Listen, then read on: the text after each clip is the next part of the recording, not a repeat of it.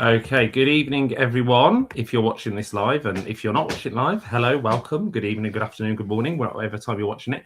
Thank you for joining us for our Up Network Stepping Up to Headship webinar, which is all about headship and how we can support more and more fantastic leaders within our community becoming head teachers. It's an absolute pleasure to be with you. My name is Ben Hobbis, and I am the founder of the Step Up Network.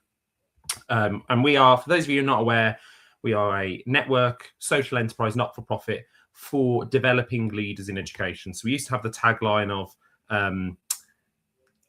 aspiring and new leaders in education,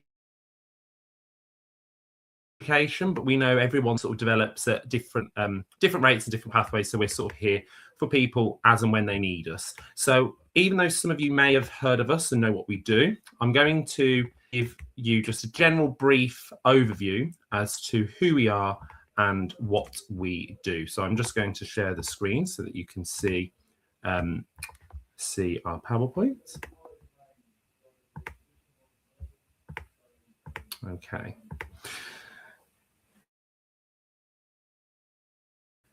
So, a bit about who we are and our purpose. So why we're here. We're here because we believe that leadership shouldn't be any of the things that are listed in this box about being lonely, scary, unsupported, untrained, or underdeveloped. And we also know that educational leadership isn't as diverse as it should be and reflect our student bodies and our communities and our country as a whole. And we also recognise there are many people who don't have the opportunity to step up or eventually step down because of a lack of balance. And we believe that it shouldn't be this way. So we're here to empower those newest leaders in nations through connection, collaboration, and support. We do that through a number of ways. We obviously do it through our values of connect, empower, and impact, and we'll talk about those more in a moment, but also through our offer, so through our events, our membership, which is currently being developed, and we'll share more of that shortly, our networking groups, programs, and resources. Now, it is important to note that we're a volunteer-led organisation. We do have freelancers who work with us every now and again, but the majority of our work is facilitated by volunteers, including all of the fantastic speakers, panelists tonight, their time to help educators thrive and not just survive. Okay. Now, we also are very strong, as well as being very united by our purpose, we're also very committed to our vision. And our vision is ultimately to enable educators, so not just teachers, because we realise that not everyone in education is a teacher, to step up and lead to build a flexible, inclusive and diverse education system. And we recognise that we're one of a number of organisations that are working on that.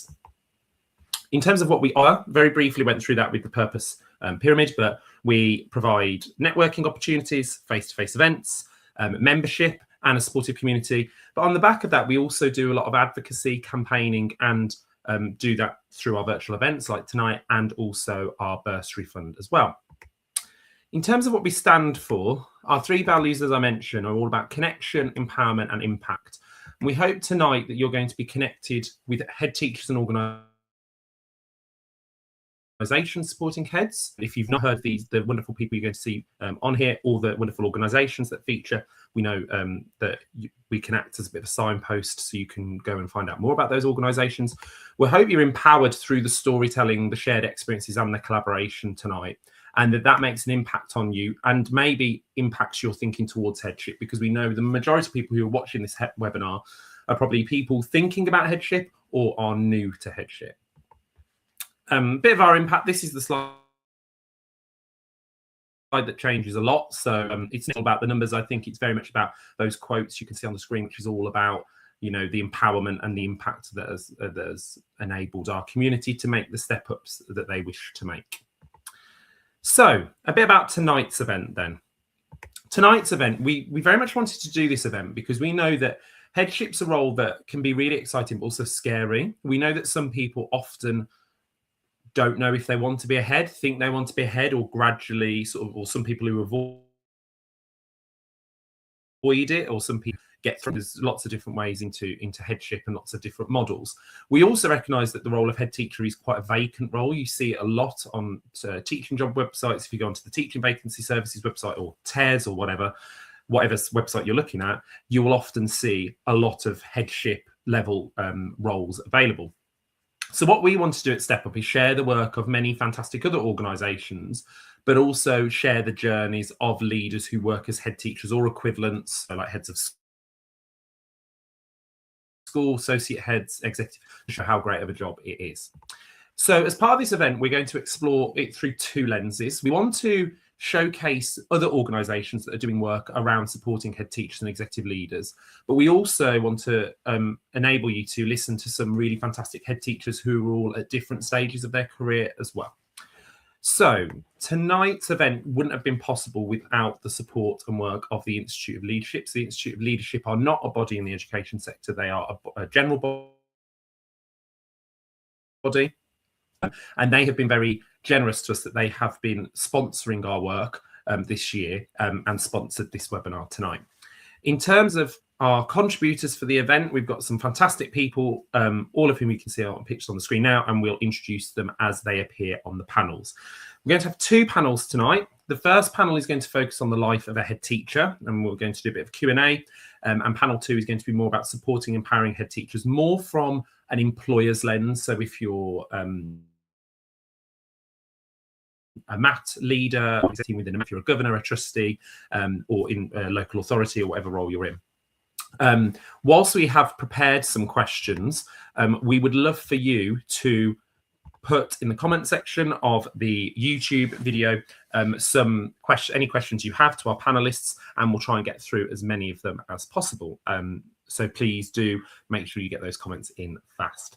Likewise, if you're watching this back, please do get in touch with us. And if there's anyone you need us to connect you with, so any of the people that are here tonight or any of the organisations that are here tonight, please do get in touch and we will gladly connect you. So we're ahead of time, but I think that's a good thing, so we can have more time to listen to our fantastic panelists. So we're going to bring in our first panel. So our first panel is about the life of a head teacher. Now, we've purposely curated this panel so that we've got a range of different phases and backgrounds, but also a range of different experiences. So we've got a person on here who is new to headship. We've got a person who retired, and then people who've got different experiences and different levels of headship. So we've purposely curated it so that you can ask those questions and be really honest and really open about what you want to find. So what I'm going to do is bring on our first four panelists. So we've got Chrissy, Moomin, Kate, and Shahista. And so we'll bring them on.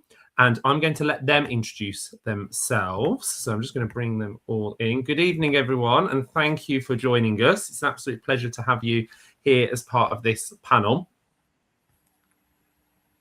Pleasure to be here. So what I'm going to do first is go around. I'll go around in the order on the screen. If we can then introduce yourself, give you a brief intro as to who you are and what you do, and then we'll get into the Q&A. So I'm going to start as first on my screen with Chrissy, please. Hello, good morning, good afternoon and good evening, everybody. I'm Chrissy Carter. At the moment, I'm head teacher of Walsall Studio School. Studio Schools is a very unique type of school. There's only about 20 left in the whole of the country, and it is a secondary school for students aged 14 to 19 with specialisms in media, performing arts and music. We do have year 10 students and year 11 students. Those students study English, maths and science, but the rest of their timetable are those creative subjects. So it's very difficult to your typical mainstream secondary school. I have, however, also been a head teacher of a secondary mainstream school for 7.5 years as well. So I've got experience in that too. Most of my teaching career has been down in South London, but I've also taught in Brighton, and then I moved to Shropshire, and now here I am in Walsall. So a very diverse range of schools that I've worked in. Thank you very much. Thank you, Chrissy. And Chrissy also spoke at one of our very first Step Up events in Manchester. And we've got another event coming up in Manchester, which I'll tell you about at the end. So definitely keep your eye out for that. Thank you, Chrissy. Moomin, if I could come to you next, please. Hi, afternoon, Ben. Afternoon, all. Yeah, I'm Moomin Humayun, principal of the Stockwood Park Academy, which is part of Advantage Schools. It's a large secondary school in Luton. 11 to 18, there's about 1,500 students, 160 staff, about 96 teachers. I took up the post in January 2020. That year was a little hazy, I think, for all of us, and I'm not just talking about lockdown. I did Google. I think I'm not Google. I looked at the DFE site. I think I'm one of about 40 head teachers from my background, so British, Bangladeshi background. And what I would say, headship wasn't really my goal in life, but gosh, it's addictive. Thanks, Moomin. Thank you very much. Shahista, if we can go to you next. Hi, everyone. I'm Shahista. I'm a newly appointed primary head teacher. I work at Regent's Park Community Primary School in Birmingham, which is a 2-form entry. So we have about 400 pupils from nursery all the way to year 6. Before stepping into this role, I was a senior leader for quite a while, mainly working around safeguarding, inclusion, attendance, and behaviour. And I'd say I'm very much in that early phase of headship. So what I'll share today is very much real time, what the job actually feels like on a day-to-day basis, what surprises me, and what I'm learning as I go. Thank you. Thank you, Shahista. And last but by no means least, Kate. Hello, everybody. My name's Kate Obridge, and I retired from 21 years of primary headship in last July. That was across a number of schools, inner London, outer London, suburbs, and then we moved out to rural Kent. So I worked in headship in a market town, and also then became executive head, so had a couple of rural village schools. So a really vast experience. Exactly what Moomin said. I didn't set out to be a head. I set out to be a good primary school teacher. And once you start, you can't. It's like Pringles. Once you start, you can't stop. But I've enjoyed every single minute, and I still do school support mainly with schools that I know. I'm a school governor locally, and I do also work with Ofsted because schools are schools, and I don't think I can ever really retire from it altogether. Thanks, Kate. And Kate also was one of our Step Up Face-to-Face event speakers in our first event in London. So it's great to have people here for the first time, but also people who know us, and we know that's the same with the audience. So thank you for your introductions and sort of giving us an overview of your careers today. And it's lovely to see that range. So my first question we're going to put to you is, we know that if I asked you the question, what's the day in the life of a head teacher like? Your first answer would probably say that every day is different and every day is varied. So my first question is linked to that, but more so because I think from what I know about people who signed up for this event, a lot of people are deputy heads or assistant heads or other senior leadership roles and are thinking about taking that step, or is that step the right step for them in the future? So my first question to all of you, and because you all have different perspective of this, is how does the role or equivalent like head of school principal, how does that differ to other SLT roles like being deputy head or an assistant head? I'll come to Shahista first, because you're the person who's probably made the most recent transition from senior leader to head teacher. So what would you say, Shahista? I think I think you touched upon this really well. It's how unpredictable the day is. That was probably the biggest thing for me. As a head teacher, I start off the morning with a clear plan, and within 10 minutes, I'm dealing with something completely different, and usually 10 things might come my way. Could have a subject access request. There's a concern about a parent, got an upset colleague in school, someone's not feeling well, a child might not be feeling well. So I'm constantly switching gears. Compared to my deputy headship role, I've got to say it's really demanding.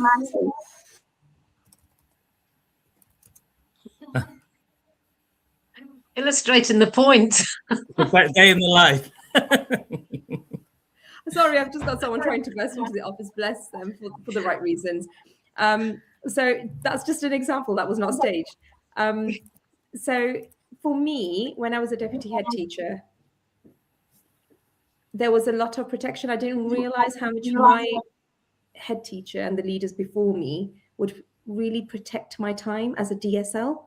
And I was able to do all those things.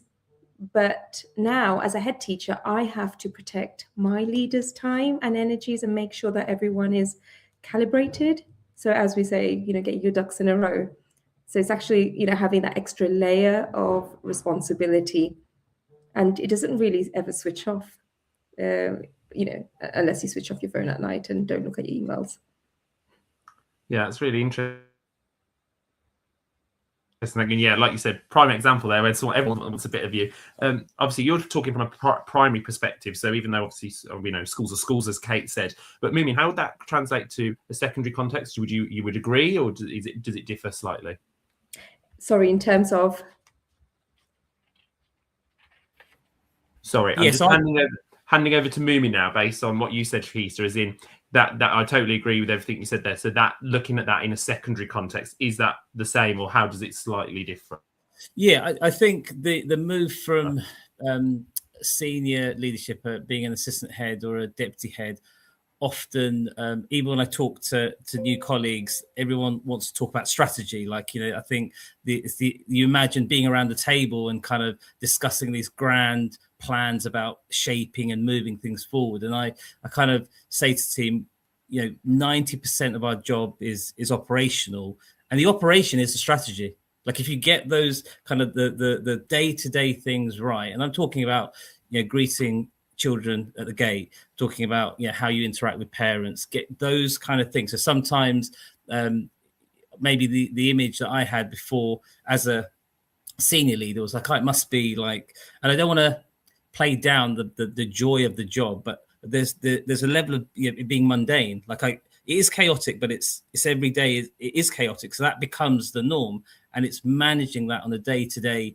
basis and just making sure that an organization as a whole is organized. And it is wildly exciting, but a lot of it is making sure some basic things are done really well. So there's a few simple ingredients that you need to make sure you're doing really well. Whereas as an assistant head, sometimes you might be in charge of a project, but that project is an aspect of a school, whereas the burden, the privilege of headship is kind of everything. And you kind of see everything from above, and you see how all the parts of this jigsaw interact, and you're the person who's having to kind of make sure like things are just flowing in the right direction. The analogy I draw is the temperature in a room. So, when it's too hot, you turn it down. When it's too cold, you turn it up. And as the principal, I think we have this luxury role of just knowing when to, because we have that the power or the role to just turn things up or dial things down, and knowing when to do it. And that takes a while to learn, because once you're in an organization, it takes a while to adjust to like the culture, and then you're kind of reshaping that culture. And it's about dialing things up and down to get the perfect spot, because we know like things flourish at the perfect temperature. Yeah, that's great. Thanks, Moomin. And I suppose, like you said, that big difference between being a senior leader versus a head teacher is that those multiple projects and multiple areas and aspects going on at the same time. And I suppose, Chrissy, I'm going to come to you next, because like you said in your intro, you've applied that sort of to very different school concepts. Being a Midlands myself, Shropshire and Walsall are two very different places in a way, and compared to South London. So how have you found that sort of through doing your various leadership roles and serving those different communities? What would you say in terms of is the main thing for people to consider when looking at headship? I think, first of all, you need to be absolutely sure that you want to be a head teacher and realise that the responsibility lies with you. The buck stops with you. And that is a huge pressure for a person. And I don't think you quite get it until you actually sit in that head teacher's chair. And all of a sudden you're like, wow, okay, every decision that is made in this school, the buck stops with me. It's my responsibility. If anything goes wrong, that's on me. So I need to make sure that every procedure, every policy, everything is absolutely right.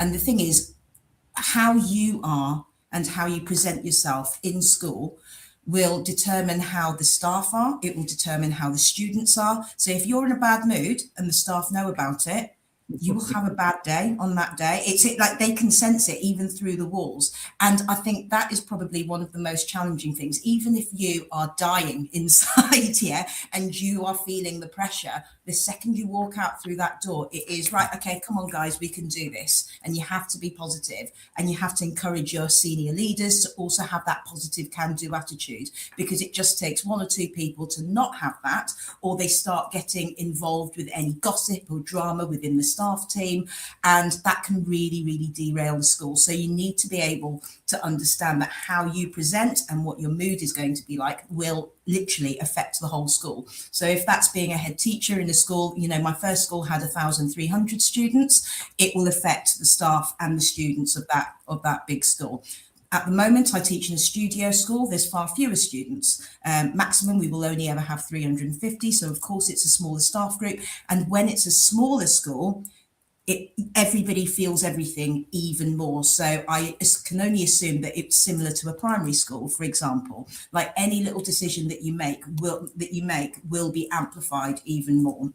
And then touching upon the point that Moomin said before, when you are ahead of a larger secondary school, you've got different members of the SLT team, you've got lots of middle leaders who you can delegate responsibilities to, or there'll be one member of staff who's in charge of pastoral, and then you've got somebody else in charge of academic, and you've got somebody else in charge of curriculum. Whereas in a smaller school, you don't have that luxury. So now, as head teacher, there's lots of things that I'm involved with that I wouldn't have been involved with in a larger school. So from next week, I'm going to be in charge of safeguarding, attendance, the parts of the curriculum, on top of all of the head teacher things that you need to carry on doing. So it's very important, I think, for somebody who's looking to step into headship to decide exactly what type of school is it that you want to go into, because you may be from mainstream primary or secondary school, but have you thought of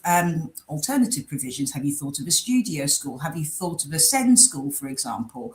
And really go and visit that school, get a feel for that school, because I think you know the second that you walk through that door whether that's the right school for you. Meet the leadership team, see if you can work with these people, because the second you're the head teacher, if you're appointed, that's who you're going to have to work with. And if they're not the right people, you're going to have some really difficult conversations. That's great. Thank you, Chrissy. So many brilliant points there. And Kate, then coming to you finally, because obviously I know you said you've served many communities, but also not just as an executive head teacher. And obviously that role can look slightly different school to school. So sort of your experiences, how do those roles differ, and what should people be sort of aware of? So I think the first thing that I want to do is just pick up on what Chrissy was saying about the different sizes of school and the different types of school, because my advice, and nobody has to take it, my advice would be, if you're looking for your first headship, go with the school you know. If you're an assistant head deputy head of a 2-form entry primary, look for another 2-form entry primary, because you know how that works and you know how those systems will work, because they are different in 1-form entry and they're really different in village schools. And I did work with a person once said, oh, well, when I be a head, I really want to be head of a village school. They've never worked in a village school before. And although you might think, oh, there's only a few teachers, only a few children. Oh, my goodness, it's so difficult. Every headship is difficult, which is why I would suggest go with what you know to start with, so that you're already familiar with something.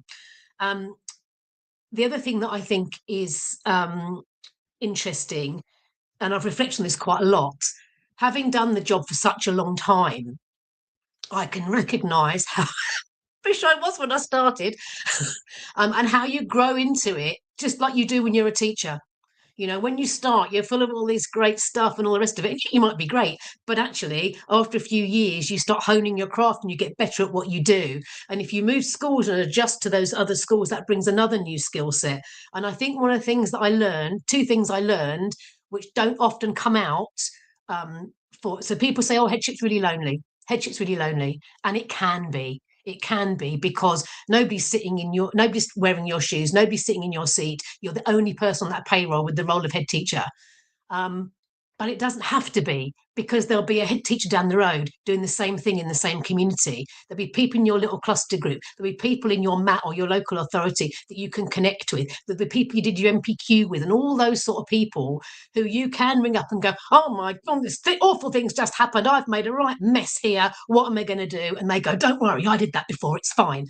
And that's how you kind of realise it is lonely, but it doesn't have to be. You can make it not lonely. And I think the other thing is, comes back to what Shahista says. I think it took me a long, long time to realise that actually the buck only stops with you for certain things.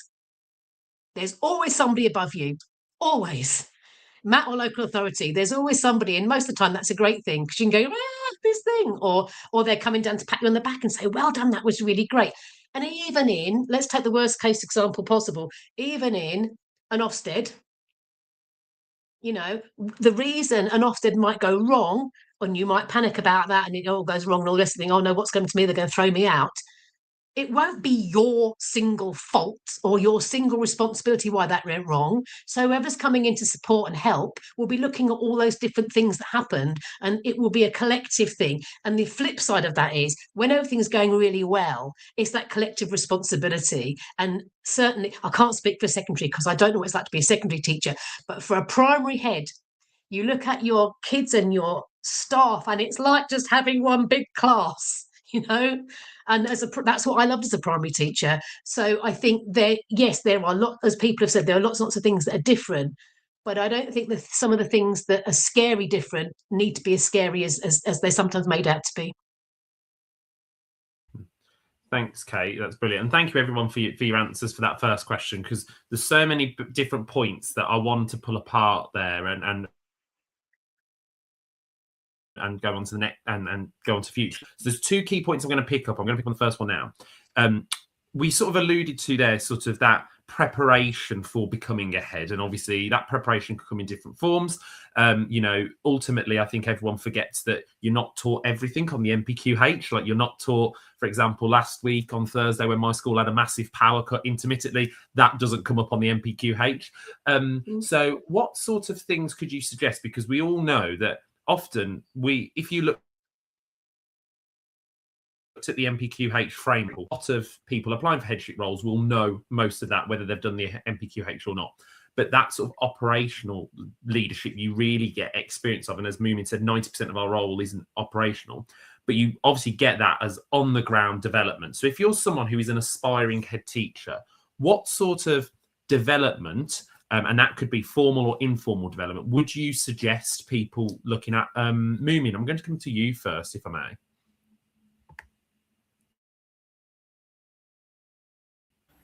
Yes. So I think when I was appointed, I'd had experience of lots of the areas. So whether it's pastoral, curriculum, safeguarding, I'd done a lot of those roles. But actually, the biggest difference is kind of the emotional aspect of dealing with in the role. So actually, like I can read a book and learn how to do processes, but actually the challenge of having multiple things being thrown at you at the same time, and how do you emotionally regulate and manage that?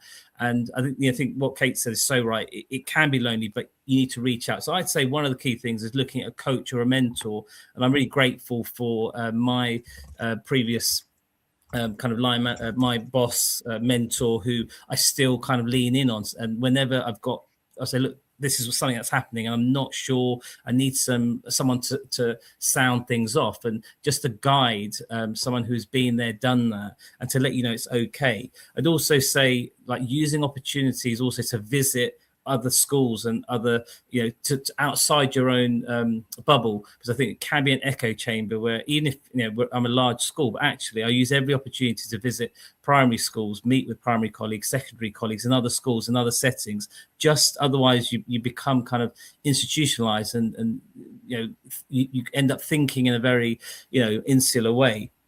And I'd also say just be patient. I think sometimes there's a hunger to kind of climb. And I often speak to colleagues who are like, oh, I'm looking to apply to be a head teacher. And I was like, yeah, but you're still an ECT, so you've got some time to go.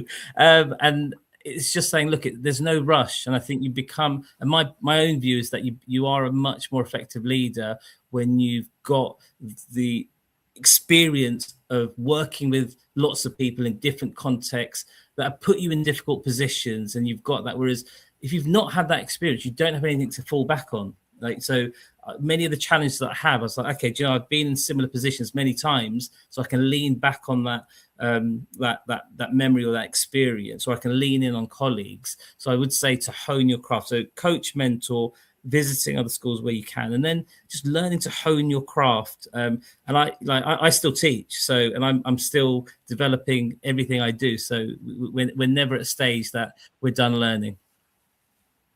That's great. Thanks, Moomin. Fantastic. Kate, if I can come to you next, because I know now, particularly post-retire, as you now in retirement phase, you're supporting a lot of head teachers or other school leaders yourself. So what sort of things would you suggest in terms of that sort of? Well, you can tell I'm retired because I'm not sitting in an office like the other poor three people. I'm in my lovely garden room. So the things that I have dragged every single one of my deputy heads and heads of school through kicking and screaming, whether they've liked it or not, is everything to do with finance and everything to do with HR. So because in my first headship was 3 years, and in that time I think I did every single possible HR procedure that we had to do: redundancies, restructuring, disciplinaries, capabilities, sudden death of a member of staff, all those kind of things. And as Moomin said, you can read a book and learn them, but actually when you realise that the person on the phone to you the most of the time in your week is your HR person, then actually, that's a big thing to have to manage.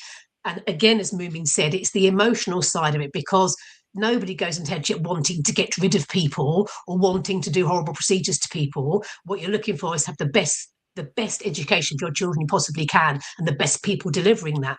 And so it does bring all that emotion with it, and that's really, really hard. The finance side, because nobody ever teaches you finance, and it's different in every school, every local authority is different. And the same with maths as well. So every budget setting, every budget monitoring, I've had them in there doing it with me and the business manager, so that they know how it works. And so a couple of years ago, I had to take a few weeks out sick. I had a lot going on in my personal life, and I just couldn't manage everything at once. Took a bit of time out, and it was budget setting time when they just did it without me, because they'd been doing it for the last few years with me. So if you can get in on that, ask to be in on it. No, nobody should be saying, "Oh no, I'm not letting you see the budget. That's all mine." And I think the last thing I would say is know your school business manager's role, because I was in my 4th headship before I got a business manager. So before that, if there was building work happening in holidays, I had to meet the project manager in my non-contracted hours. If there was a flood, I had to work out what was going to happen. I had to make, we have finance people doing the nitty gritty invoicing and what have you, but all those big things had to be done by me. And that was really, really hard. However, having done that, I know now what a good school business manager does. And I've always compared it to being like, your year 6 teachers, they teach those year 6 kids and they get them through the SATs, and then whatever comes back, you're either like, that was great, or not, so, or whatever happens. You're not sitting on their shoulder all year watching what they're doing. You trust them to do it, but you know what they're supposed to be doing. So if they need support or help, or they need the praise for doing well, you know that that's what you're giving. And if you don't know what your school business manager's job is, then you can't do that for them. So one of my heads of school went and shadowed our business manager for a couple of days, because they're the ones also have all the contacts for things like when it snows, who have I got to tell? When it floods, our village floods all the blooming time and the village school's forever closing. All those little things, when there's a power cut, when something happens that you're just not expecting, a fox runs into the hall or a rat runs down the corridor. We had that once. That's what those people know. And again, village school heads, unlikely to have one. So you need to know where you go for that support. Brilliant. Thanks, Kate. So important. So Shahista, I'm going to come to you next as a newer head teacher. What sort of development did you have, and what sort of things do you wish you had to prepare you for the role that you could share with others? Well, that's a really hard question about in hindsight. I think the first part is easier to answer. In terms of the development that I had, I was always proactive because I always wanted to do better and serve the community better. And the only way I could do that is from a system leadership perspective. And so at every point throughout my career, I was thinking about what stage of leadership or what role did I hold, and what corresponding CPD would help me in do my role better. And so I'd always I looked out for MPQs, the relevant ones at each point in my career. And every couple of years, I would think about doing another one so that I could challenge myself at every point. And I would use the feedback given by line managers and people around me. So as part of 360 feedback, I would use that to challenge myself, sign up for the next course, and implement my learning, make mistakes, seek feedback, and start that process again. That really helped me develop as an individual, as a professional, and help others around me as well as I moved up the stages in my career. And I think it's really about thinking also about the support structures that we have around you as well. It's about kind of getting out of your comfort zone, and really, like, I hate speaking in public, believe it or not, but at every point I will seize the opportunity where I can push myself, challenge myself so that I can grow. And we don't need to, sign up for that kind of negative rhetoric. We can actually be the positive forces and drive positive change by being a good role model, hopefully, for others. So whilst there are challenges, it's really important, like Moomin said, to lean on the networks around you, to think about those formal learning routes like the MPQs, like I mentioned, because it gives you that space, and I know colleagues have mentioned, it gives you that space with other leaders who are grappling with similar questions. So it's being part of that professional community. And I think Step Up is a fantastic one. And just going to networking events, whether it's a BayMed, Research Ed, just go out there, have conversations with individuals. And I think having also the humility to say, I just don't know, can someone help me with this? I think that would help. And in retrospect, I would say that just sometimes picking up the phone and asking that question. So thank you. That's great, Shisa. Thank you so much. And thank you, as you said, for being that role model, and the public speaking tonight. It's great to have you here. So thank you for role modeling that to others as well. And last but by no means least, Chrissy, what sort of development would you suggest aspiring head teachers to look at? I'm going to say look into supervision. I'm really passionate about mental health and well-being, and I wish it was something that I knew more about right at the beginning of my first headship. For those who might not know what supervision is a formal confidential space that you speak with somebody who's trained to be a supervisor to talk through the emotional impact of your work. Because when you're a head, you're not going to be just hearing the safeguarding stories of the students, you're going to be hearing it from all of the staff as well. And some staff that I've worked with, you would never, ever realise on the surface that they were going through some of the most horrific things at home, whether that be domestic violence, whether that be cancer treatments, whether their child has been self-harming. Like literally, I have heard so many different stories. And over time, that can have a real impact on you, because you're dealing with everything to do with the students. And in a large secondary school in particular, you could be dealing with 30, 40 different safeguarding cases every single day, or knowing about it every single day. And then on top of that, you've got goodness knows how many staff who are coming to you with problems. And you have to make some really, really tough decisions sometimes as to whether you're going to grant a leave of absence, whether you're not going to be able to do it. And then you have to deliver that message to the member of staff if it's not what they want. And that can take its toll on you. So for me, make sure that if it's not coaching that you've got, that you get some supervision and education support. Do some great supervision work there. We use them as a school at the moment, and it's something that I would recommend for all safeguarding teams in schools as well. So I think for me, that would be the biggest development point. Thanks, Chrissy. And I suppose it's that linking on what everyone said there, the different types of development. Actually, a supervisor is great. Sometimes you need a coach, sometimes you might need a mentor, sometimes you guide, to actually being really attuned to what development you need. So thank you for that. I can't believe we've been talking for so long, and it's coming up to the final question time soon. One of the things I wanted to pick out, the other key theme I picked out from our initial sort of question, was that one of those main differences between moving from a senior leadership role and being a senior leader, where you often look after an area or a group of areas of the school, versus looking after a whole school, is that management of people is very different. As an assistant head or a deputy head, you might line manage a few, like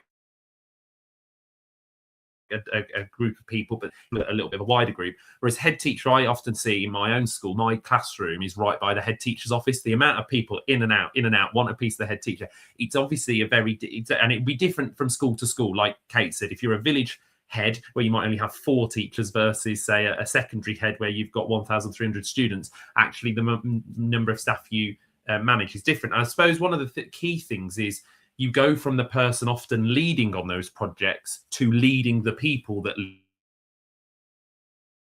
lead those areas. So one tip for empowering leaders to lead, so sort of getting that sense of trust so that you don't have someone knocking on your door every 5 minutes. You don't feel like you have to micromanage people, but you still need your finger in the pie, but not fully in the pie, if you like. What would be sort of one tip you would share with other people becoming head teachers to manage that? Because ultimately we know if you're trying to do everything, that'll just lead to burnout and things like that, but you still need to know a certain amount. So please, what would you say is your biggest tip in terms of empowering the people you lead? Did you refer to me then, because it cut out? Oh yeah, sorry, Chrissy. Yeah, you first. Yeah. Yeah. Okay. Yeah, that's great. I would say you need to be comfortable not knowing absolutely everything. And what you want to do, especially in the recruitment process, is recruit people who are either very skilled at that area that you need them to be, and you learn from them, or they have that willingness to go and research and find out everything about whatever area it is that they're going to be leading on. And then you can learn alongside them as well. So for me, get comfortable not knowing absolutely everything. And the analogy I would use is I'm the conductor of an orchestra. I don't need to learn how to play a violin or know how to play a violin, but I know enough to be able to say, right, okay, louder here, softer here, staccato here, pizzicato, whatever it may be.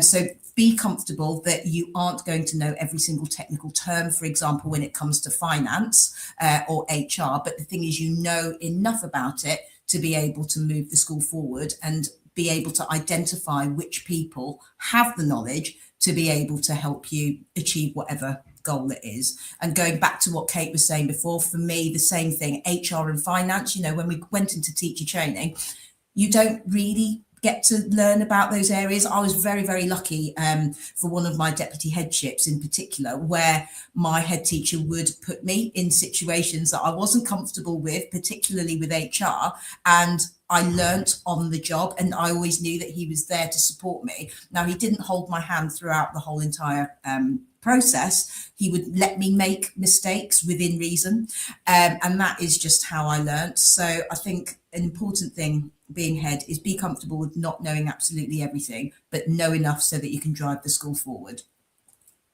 That's great, Chrissy. Thank you. And I loved your musical teacher analogy background there of the orchestra. I think it's a really great analogy there. Thanks, Chrissy. Moomin, if I come to you next, what would be your key tip to empowering others to lead? Oh, sorry, I think you're muted. I often say to my team, behind every kind of bang average head teacher, you've got an amazing PA, business manager, and VPs, and everyone else. So really making sure you are surrounded with people that are knowledgeable. And if they're not, making sure you're directing them to the support. So you've got that, because you can't hold all the information. The other kind of key reflection for me, and this is a chair of governors in my previous role spoke to me, you are interrupted a lot, you know, students and staff all the time. And it's really frustrating. And this chair of governors said to me, Moomin, these staff and these students, they're not interruptions of your work, they're the purpose of it. And when you reframe that and think, do you know what? Yeah, that's the gig. Like, they're not interruptions, because the ability to keep the organization functions, to make sure everything is moving along. And actually, if there are concerns and worries, I might not be the person that ultimately fixes things, but the ability to listen and to provide support and guidance allows that person to get on with the key job, which is making sure we're getting the best outcomes for our young people. So yeah, not viewing the interruptions as interruptions, but you know, that's the gig. Thanks, Moomin. A really good, useful tip. Shahista? I think if there's any one thing that I'd say to anyone stepping into headship, it is don't try to manage the role on your own. And as I referenced earlier, and we all spoke about, build your network early. You have people outside your school who understand the pressures, who you can be honest with, and who will help you to think rather than react. So having a good coach is so important, and it doesn't have to be at the point of deputy headship. It could start earlier if it helps you build your confidence or get you to build, increase your own self-awareness. The role itself becomes unmanageable when someone is isolated, but it's unsustainable. So it's important that you find it sustainable by sharing the issues as they crop along. And there's always someone willing to share their experience or give you that kind of encouragement. So it's important that that you don't allow isolation to make headship harder than it needs to be. That's great. Thank you. And Kate?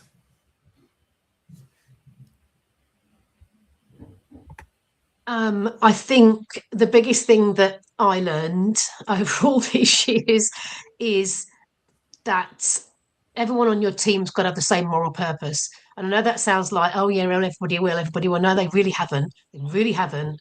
And the people that don't share your moral purpose or aren't prepared to sign up to it, that's where there's going to be issues. If everyone's wanting to get to the same place, then you can let go of that control, which is what I think happens with a lot of toxic heads that we hear about, or maybe know, or maybe worked for, is that they want that control and they want everything has to be what they say. If you let it, and it's hard because if it all goes wrong, it'll come back on you. But if you let people go and trust them with their ideas and things they want to do, support them if it goes wrong and help them get over that. And if it goes right, then they're going to be on to the next thing. The other thing I think is working out the difference between a maverick and a saboteur on your staff, because I've never wanted a team full of yes men, never, or yes women, yes people, because that's just me that's me in my echo chamber going, aren't we all great, aren't I fantastic? And they'll go, oh yes, you are, kid, that's fabulous. And that's not reality. So I'm quite happy to have a couple of mavericks on my team that are going to go, oh, I might do it this way. Oh, I think she said this, but I'm going to try that. Let's do it like this. What if she says that, but it's really difficult sometimes to see the difference between someone that's got the same moral purpose as you, but a different approach, as to somebody actually doesn't like what you're doing, doesn't share your moral purpose, and is going to try and sabotage you. So it's important to work out the difference between those. And I think the last thing really is that heads don't always get it right. We're just as infallible as the next person. And I used to find on every one of my staffs, because I used to do this as a class teacher with children, I would find a couple of staff who were my benchmark. And if I said, right, we're going to do this thing, and Debbie and Natalie went, ooh, I knew I'd got it wrong. Whereas if I went, we're going to do this thing, and most people went, but Debbie and Natalie went, oh yeah, that'd be all right, I'd got it right. The sort of benchmark people. So you can measure, how you've approached something with the staff, because that they're sort of that line for you.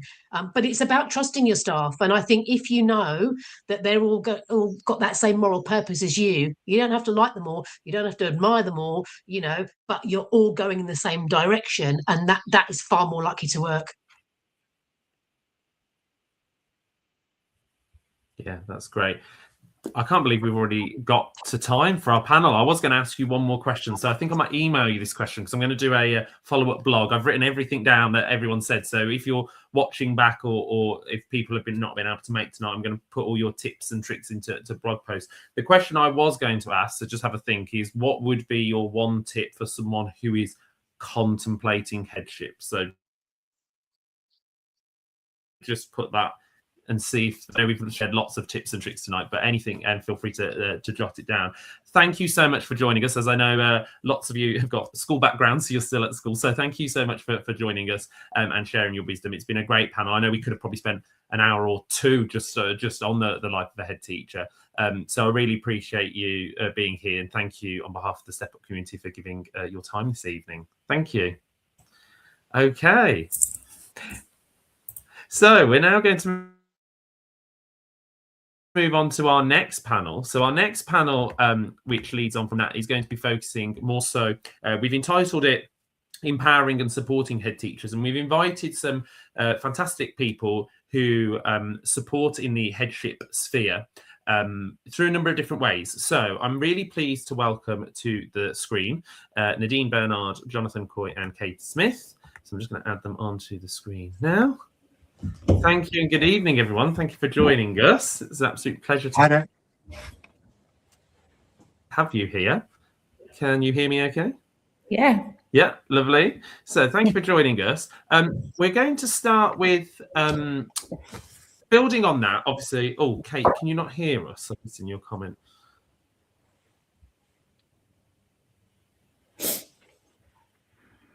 Oh, I don't know whether, Kate, you might want to try coming out and coming back in, if that works. Fingers crossed. Okay, so what I think we'll do is I'll just message Kate with a sound. So this panel is all about, we've talked about the life of a head teacher, but we know there are so many people that influence that role of head teacher. We also know there are so many organizations that influence that role of head teacher. And we know that there's a lot of things that head teachers need to be successful that they don't necessarily get. And that's sort of why we've invited some of the organizations represented tonight to be part of it. So I'm just going to move on, get you to introduce yourselves so that people understand that lens of why you and your organization are here tonight. So Nadine, I'm going to introduce you because Nadine is also a head teacher, a serving head teacher, but you do some really interesting work around that, including being an author. And I've got your book here to look to everyone, if the blurred screen allows it to come in, Your Leadership Matters. It's a fantastic read and I'd really recommend it to anyone, not just people thinking about becoming head teacher, but at any stage of leadership. So Nadine, please shout our listeners and watchers. All right, evening. Thanks for inviting me here, Ben. It's a pleasure. So my name is Nadine Bernard. I am a serving head teacher. I've been in headship for over 10 years. I have served as head in a 1-form entry, in a 4-form entry school. So I've seen both versions of that. I'm a primary head teacher serving in Brixton, currently in Brixton. And I'm also the founder and CEO of an organisation called Aspiring Heads, where we support aspiring Black leaders into leadership positions. And yes, and I'm also the author, as you mentioned, of Your Leadership Matters.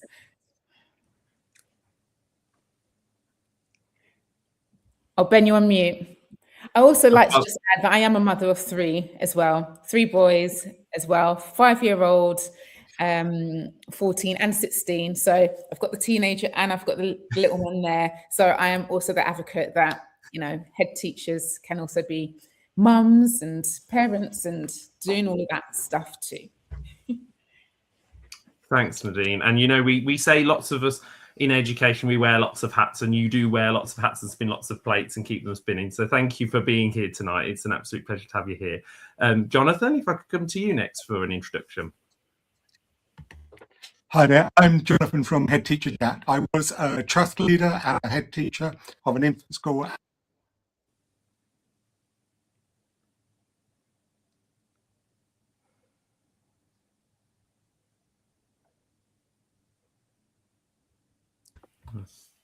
Oh, I think Jonathan may have frozen. We're having lovely tech issues tonight. It wouldn't be a virtual event without tech issues, of course. What I'll do is, Kate, if I could come to you for an introduction, and then hopefully Jonathan will come back in in that time. So thank you for going out and come back in. I'm glad that we've got the sound working. So Kate, please introduce yourself. What did I miss? Hi Nadine, hi Jonathan, hi Ben. Yes, nice to see you all. I'm Kate. I am the network leader for Heads Up for Head Teachers. Like Nadine, I'm a mama too. I've got 2 daughters and I am a former head teacher, albeit I describe myself as an accidental head teacher. So I'm sure we get into that a bit later. And I spend my days supporting head teachers up and down the UK, coaching, leading programs for them, and bringing people together to talk about the things that head teachers will not talk to their chairs of governors about, their trust leaders about, the CEOs, and sadly sometimes even the people at home. So my work is around supporting the emotional health and well-being of school leaders. That's great. And Kate is also an author, because I've also got Kate's book here, co-authored with James Pope. Brilliant. I've lost the sound again, but I'm so pleased to see that you're showing our book. Yeah, I'm afraid, Ben, I can't hear you, but sound will come. Thank you for sharing. Hopefully the sound will come back for Kate. You're welcome. Oh, Jonathan has just re-entered. Jonathan, sorry, we lost you there. I know where I went.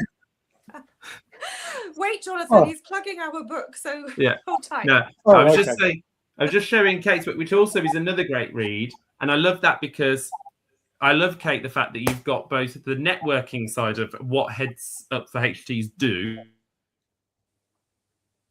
and sort of that real clarity, but also the piece as well, which is brilliant. So yeah, so thanks, Kate. Yeah, Jonathan, apologies about the issues. Thank you for rejoining us. Would you like to take two, so to speak? Yeah, I haven't got a book to plug. I mean, I need to get a book. Yeah, so I'm Jonathan from Headteacher Chat. I was a trust leader head teacher of an infant school and a primary school. And we set up Headteacher Chat to support as many head teachers out there as possible. So the network is growing all the time. It's very similar to Kate's network and things. We're trying to connect people together and trying to make it easier in the role. So you can go and talk to other head teachers who are far more experienced than what I was, and they can join in a conversation on our community platform. We also do conferences and resources. You've probably seen our planners, which are coming out next week. So all those sort of things. So I've got a planner. There you go. I can sell the planners. I haven't given you one, Ben. I need to send you one. Now, to say there are lots of products and things that you offer on your website, so we'll make sure to put the link in when this gets uploaded to YouTube as well. So thank you for introducing yourselves. As I said, this panel, obviously, we've just heard about very much the life of head teachers and sort of covered lots of different things then. But this panel was very much about that supporting and empowering head teachers, probably from that employee's perspective, if you are a prospective head teacher thinking about going into a headship role, but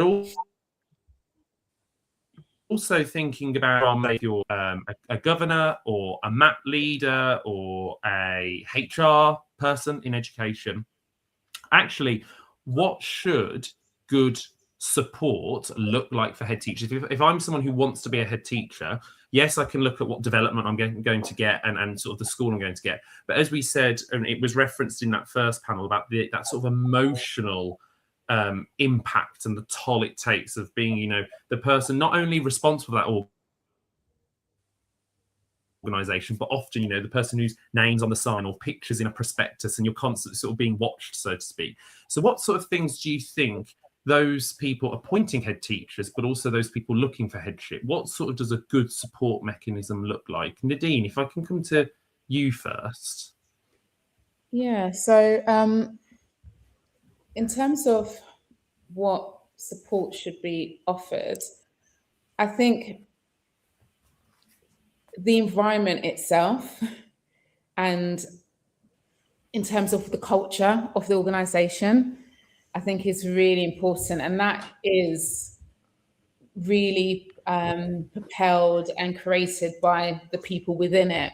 So in terms of thinking psychological safety, what does that look like? Is there room for people to challenge, to make mistakes, to learn, to be appreciated, to be acknowledged, to be seen? What does that, are they being intentional with ensuring that it's an inclusive environment, that there's a great sense of belonging? And how are they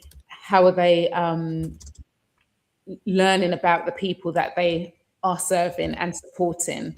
Because people need to be, head teachers need to be seen for who they are, need to be celebrated for what they bring. And also, yes, of course, challenged, But again, it's how they are challenged. What does that look like? Is there enough listening to understand, and being proactive with understanding what that day-to-day is feeling like, looking like in their current context and so forth. And no one wants to be working in an environment where you feel constantly judged or even undermined. You want to, I know for me, having autonomy, I appreciate that there's lots of different styles of trust and governance and so forth. But I'm a person, like, I like to feel like I have a level of autonomy, not within a place where you feel like you're constantly scrutinized, you're constantly being told this is how you need to do it and that's it type of culture. And I think in terms of a head teacher or someone looking to step into headship, I think it's also that also it's you're seeking out to see, okay, is this going to be a place that will acknowledge my needs, can see me for who I am, and can also ultimately see the potential that I bring into the space. I think that's really important. And the value you feel in a place where you feel valued. Yeah, that's great. Thanks, Nadine. And I suppose it's that importance of, yes, whilst as a head teacher, you are, imperative to helping set that culture. Often if you're going into new to that role, you're joining the culture and seeing if that is the right fit. But even if it's not necessarily where you want to be, how you put to that culture, but that impact it will have on you and your values is really important. So thank you. Jonathan, if I could come to you next, and obviously you'll probably come from it from your perspective as Headteacher Chat and supporting lots of school leaders as well. What sort of things do you hear or do you provide that seems to provide really effective support for head teachers and school leaders? I think there's a lot of conversations that go on within our platform about this. So, and I think the key one for a trust or who is running the school is they need to have structural protection for the staff and for the school leader, especially a new leader. And they need to know how to protect them from complaints, SEN decisions, going through the Ofsted, actually take off the weight for the new head teacher for them, and actually really be practical about that. The other thing that we promote quite a lot is actually a workload checking and audit the head teachers and the school leaders' workload often. So once a year, actually find out how much work they're doing, what things can be changed, what things can be adapted from that trust level, from the governor's level and things like that. I mean, the other thing, it's everything that Nadine was talking about, that belonging and that culture. We're finding also that the complaint process at the moment is so draining on school leaders. It's actually, they're getting so many more complaints because it's written on AI. They go through and they have to nominate. So for any school, you need to know actually how is the trust or the governing bodies protecting the school leaders from doing those complaints? Is there clear systems? Is there clear training? Is there clear support for them? So, and then going back to the first panel is actually supervision, coaching is essential to any new teacher, head teacher in school. They need to have a structure where they can go and talk to people and discuss what they are doing in school. You can do it with our platform. You can come and do that. There's some coaches on there that you can come and talk to at any time and things like that. But when supporting a new head teacher or new to a role head teacher, I think some of those are key points that we need to really address. Thanks, Jonathan. Really great points there. And Kate, if I may come to you now, because I know I saw you nodded along there, because I know you provide quite similar things, but also I think what's referenced in the book that comes across really well is the stories of head teachers who have been in situations in not had that support and therefore haven't felt successful or have left not just headship but education in general. So what sort of would you say is and from your work through Heads Up for HTs, what sort of does that effective support look like? Yeah, well, or should it look like? I think what we understand from what Jonathan's saying, what Nadine is saying, and what your guests were saying earlier is that there is a lack of intentional emotional support for head teachers. So you step into this role as a head teacher, having never been a head teacher before, yet the minute that you step in, everybody expects you to behave and lead like a head teacher, but you don't know what you don't know. So actually, a lot of the conversations that we have with folks in the network isn't around the operational or the strategic challenges of headship. Of course, there are many. However, we talk about the emotional load that comes with headship. We talk about the decision fatigue that comes with headship. We talk about the isolation, which I know Kate talked about earlier, the loneliness. We talk a lot about imposter syndrome as well, you know, so a lot of what we're talking about isn't strategic or operational, but it's more about the narratives that head teachers tell themselves about what leadership should be, and how to combat some of the negativity that is out there of around what headship should look like and feel like. Because as we all know, it paints a really gloomy picture, and we wonder why we have got a recruitment problem. We wonder why head teachers are leaving in droves. And we understand those challenges, but the system doesn't support the emotional weight that comes with headship. So our work is predominantly in that space, working with people on how they can move from that scale of sort of sinking over here and surviving over here into a space where they're thriving. Because actually there are a lot of head teachers that love their job, that are doing it very well, and will happily say, you'll have the ups and downs. It is like a relentless carousel, and every day is difficult and every day is challenging. But I think MAPs and governors need to have the strategies themselves to support the head teachers in the role in terms of their emotional well-being. Head teachers don't need more CPD. They don't need more Ofsted training. Yeah, they don't need curricula. They're good, competent, compelling leaders already. They need emotional support. The job is tough. Yeah, thanks, Kate. Really, really great point there. And I think one of the points that I want to pick up on is how you mentioned there the role through that it comes across as a really negative role. Like, you know, some people can feel embarrassed to admit, I want to be a head teacher, and people are like, why do you want to do that for? Like, you sure? Like, you know, and that leads really well into my next question, which is, we know that's a rhetoric, and we know that there's that sort of message within the system and sort of outside the system, and especially with external pressures with things like, as Jonathan said, you know, complaints and AI or other things.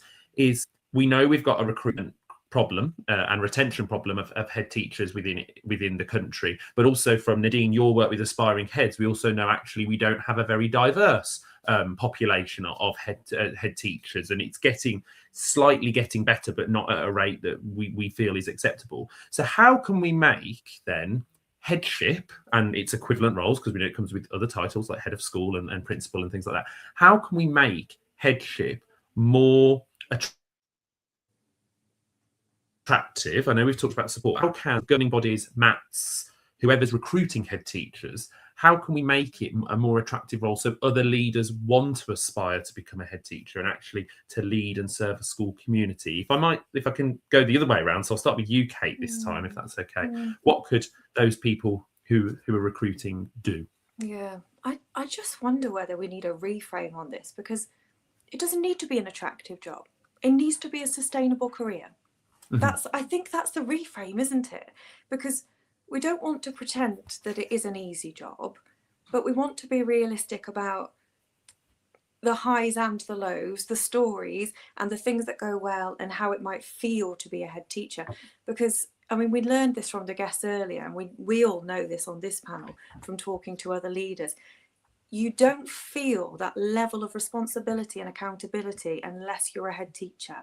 If you've been a Senko, a deputy assistant head teacher, fabulous, but you don't feel the same level of accountability. And sometimes that accountability is really high stakes and very often very toxic. So, you know, the reason that people are not stepping into headship, I don't think is because they are lacking any kind of ambition.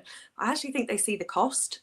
If you've got middle leaders and senior leaders that work on your SLT, they see what it looks like to be a head teacher. And I think they're stepping back and going, I'm not sure I want that. You know, I've got daughters, I've got sons, I've got family, I care for my mum, you know, all these things that go on around us. And they're thinking, how the blimmin' heck can I do that and still do these other things that are important to me? So that needs to change. It doesn't need to be an attractive career. Most people that are in education are in it for the right reasons, because they loved teaching at one point or another, and, you know, so on and so forth. So they have their purpose. Just needs to be sustainable. And to make it sustainable, we've got to work at a system level, and it's got to link people together, connect people who are doing this job and talking about the realities of it, you know, what's hard about it, what you struggle with, what challenges you, what hurts you, but also what brought you joy. You know, what are you focusing on that's going well in your school? Because the system as a whole forces us into that space, doesn't it? Where what's wrong, what needs improving, your data's shocking, what are you going to do about it? That's not a great space to be in as a human being. So actually the system should help us to focus on what's going well. It doesn't. Therefore, this is why we need peer networks and coaches and supervisors and good people around us to say, okay, well, we can see we've got some things to work on there, but actually what's bringing you joy and how can you amplify that? What's going well in your school and how can we do a bit more of that? How can we support some other people in the system by talking about what's working well for us? Brilliant. I love that, Kate. I love that reframe. Yeah, definitely not an attractive role. Because yeah, I bet there's lots of people who want to be head teachers or can be head teachers, but it's that sort of, yeah, that sustainability element of it that is the thing that's probably holding them back. So thank you for that reframe. That's really important. Jonathan, if I can come to you next, what do you think to I might reframe that question. How are we going to make it a sustainable career for people? And basically, I'm going to echo. Sorry, just relating to Kate. You go. I'll stop. Okay. Basically, I'm going to say more or less the same what Kate was saying. It's basically the system at the moment we got for head teachers, school leaders, is not really sustainable for them, and that basically echoes from everything that we have in our communities. Is saying actually we don't have the sort of like the capability of is not the issue with the school leaders. It's actually within the system, you got the well-being issue. I mean, I just highlight if you're in a governor's school, the person who's in charge of your well-being as a head teacher would be the chair of governors. Now, on one side, they're coming in and saying, oh, have a cup of tea and make sure you're okay. On the other side, they're going, okay, you got this in your achievements, okay, now you what are we going to do about it? And it's all echoed in this new Ofsted framework, because basically now we've got to protect school leaders more. It's becoming an interesting system that we're coming into, and actually everything that we hear in the community is actually it's harder for school leaders in this new Ofsted framework. So what things are we doing to protect them? What structures in place? In some trust, it is working really well, and they have got the support in place for the school leaders. They recognise that it's a retention issue. You've got to keep your school leaders and really look after them and treat them well. But we haven't got that countrywide. So I would basically say, echoing what Kate was saying, it's those systems we've got to get in place right, and they're not in place for all school leaders at the moment. Thanks, Jonathan. Thank you. And Nadine. Yeah, so totally agree with everything that's been said. And I think I just speak from a person from the global majority perspective. And research is really clear that it's not necessarily a case that individuals don't want to be head teachers. Actually, there are a great number of global majority teachers going into the system or applying to become teachers who actually want to progress, want to elevate their careers and step into those leadership positions. But we see time and time again that they actually are being much more harshly judged than their white peers, that they're constantly feeling like they have to prove themselves, whether they're good enough, or being overlooked for positions and so forth. So in terms of, there being a crisis of not enough head teachers and so forth, actually, if we really, again, lean on that point about taking care of the teachers that we do have and being intentional with how we support them, how we grow, develop, providing the mentoring, coaching, supervision along the way, and creating those environments where it can be free from, the racism, biases, we all know, well, in an environment where people acknowledge their biases and that's challenged and so forth. And, those environments where equity, again, belonging, high expectations for all is there. And that also combined with high support. So high challenge, also high support, and how we actually supporting the many that I know who actually want to step into those, so that headship or leadership position. Why are they being overlooked? Yeah, fantastic. Thank you. And I know that's something that obviously the work that aspiring heads do, but also your book really, and I think the book in particular for people who maybe aren't as aware of the disparity between global majority educators and their white counterparts, it does really well, and you sort of provide lots of tricks in there. So I suppose that's good for if you are a head teacher and you see people that should be head teachers, about empowering and supporting them to do that. So thank you, everyone, because that was a really great answer to our questions. So we've looked very much at that sort of, what does a good support mechanism look like? What do we need to do to make it a more sustainable career? So I suppose now, sort of linking those two questions together. So it's sort of that support, but also that that sustainability.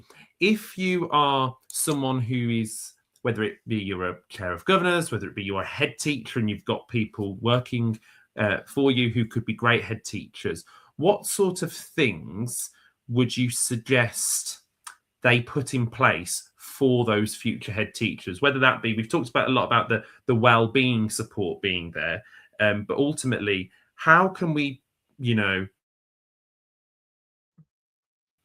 empower not just really good head teachers, but really good head teachers, but they can still be, fantastic parents, they can be fantastic, friends, fantastic partners, because ultimately I think we often think of it being compartmentalized to the rest of people's lives. I'm a head teacher, but I'm also, as Nadine and Kate, you did in your introduction, I'm a mum, I'm this, I'm that. How can we encourage people from sort of their early part of their leadership career, and not just when they become a head teacher, to think about that sort of well-being piece intentionally? Is probably, I suppose, the best way to think of that. So how can they intentionally shape their well-being as future leaders? Jonathan, could I come to you first, please?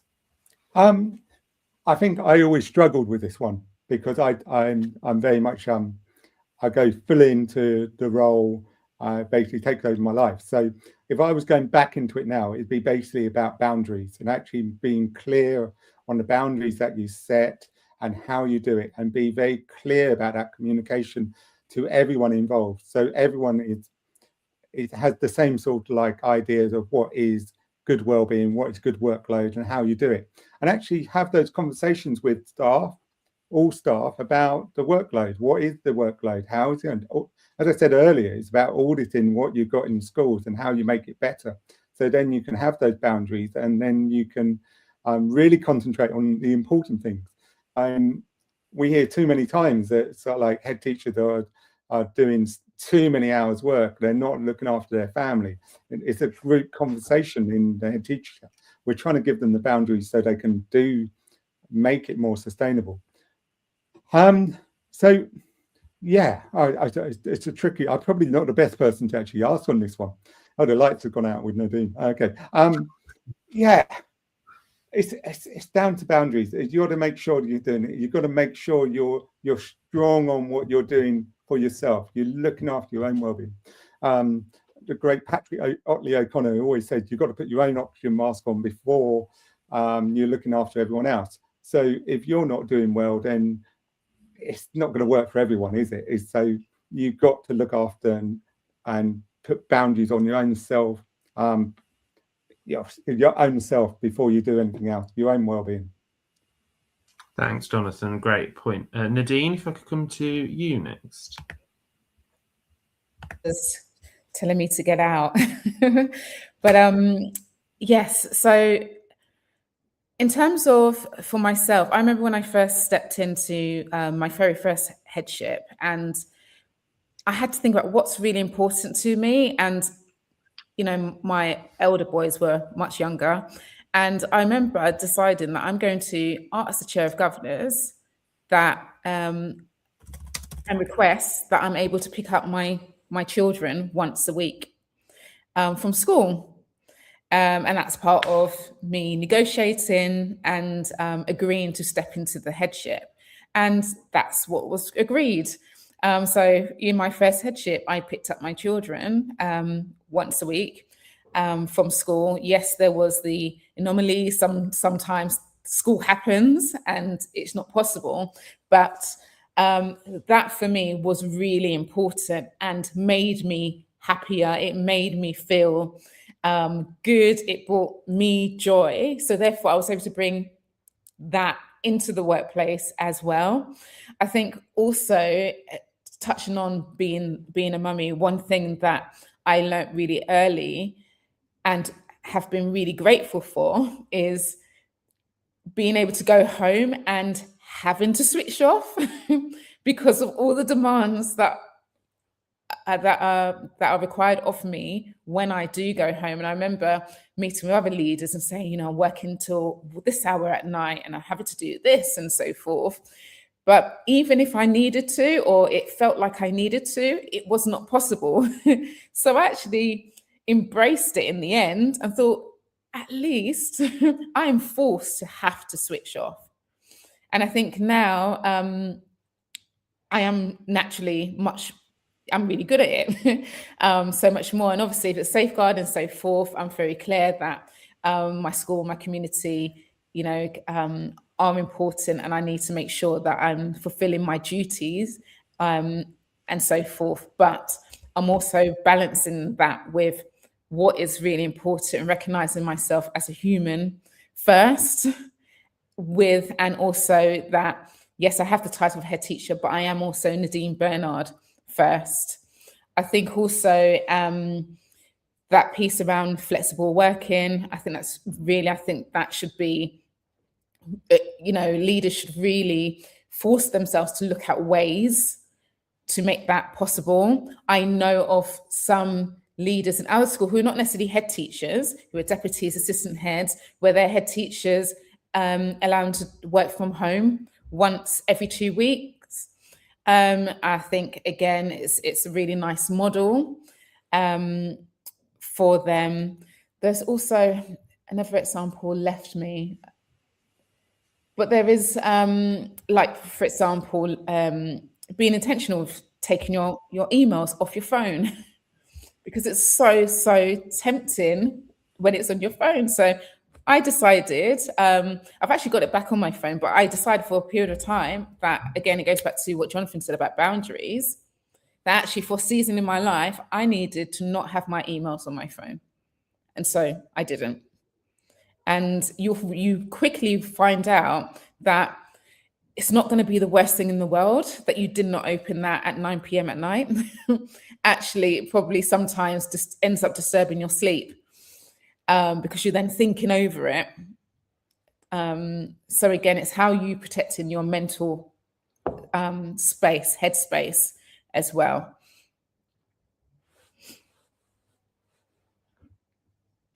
That's great. Thanks, Nadine. So many great tips there. And I think that importance of, you know, recognizing, like you said, that, you know, you're not just the head teacher, you are Nadine Bernard, and that looks very different. And also I think that sort of role modeling to other members of staff as well. Like, and I know you've spoken about that before when I've heard you speak at other events, like I'm going to pick my children up once a week. And like, if anyone wants to come and talk to me about similar things, please do. And I think that sort of easy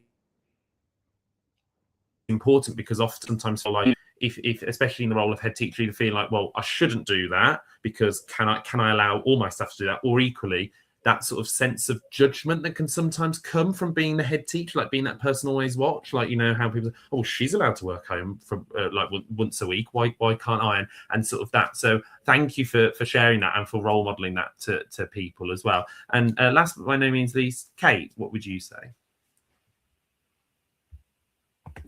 Thank you. Yeah, I think Nadine and Jonathan have made brilliant points, particularly around boundaries there and setting out what works for you and being prepared to communicate that well to your staff, to your team, to your chairs of governors, to your trust. And that is not always an easy thing to do.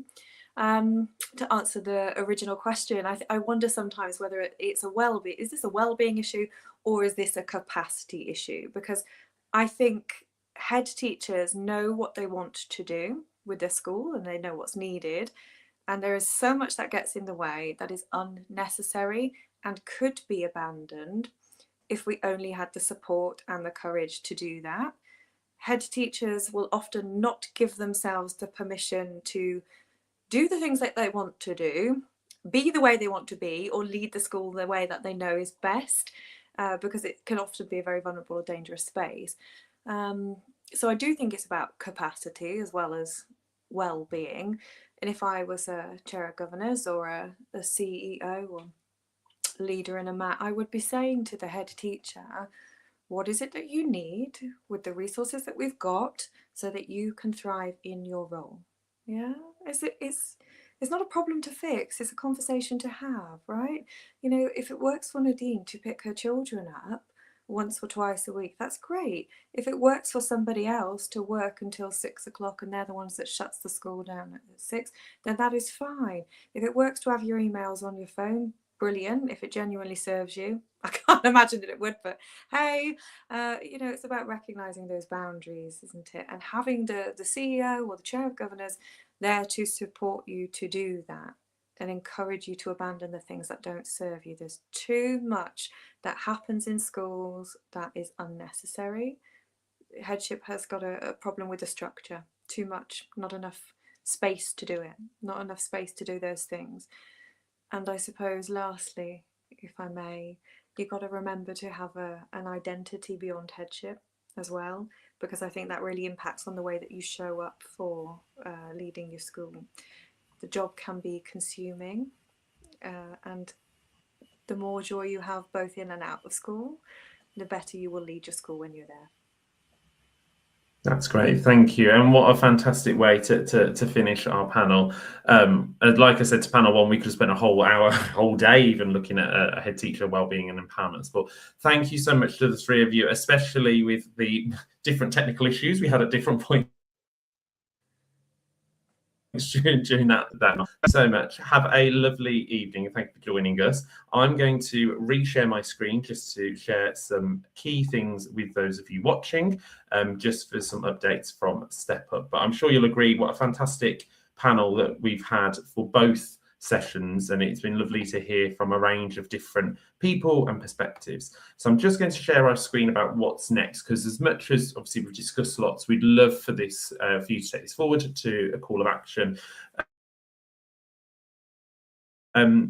So what could you do and check out some of our other events? I know I'm going to write a blog about this webinar, so please do feel free to contact us and write one yourself. And linking to that, we've just launched on the 1st of February our brand newly designed website. We've tried to really concisely reduce down the amount of pages, make it easier to navigate, so please do check it out and check out our social media accounts that you'll see on the screen. And you might want to join us at another event, and we've got quite a few events coming up. Our next event is our